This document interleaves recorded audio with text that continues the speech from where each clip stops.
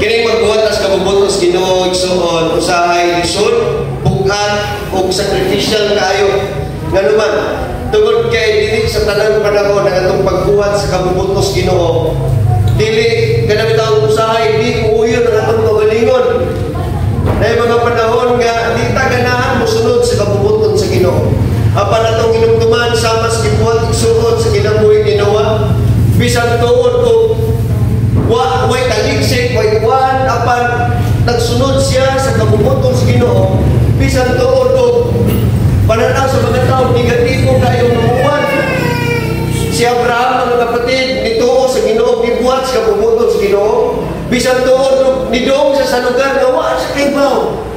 Say ang pagsugot sa kabubuton sa Ginoo, bugat.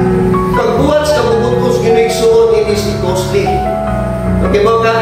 Doon ay panalangin kung bubuhatan ninyo mga igsoon. Mubunga kini pag-ilog, ugma, panalangin spiritual.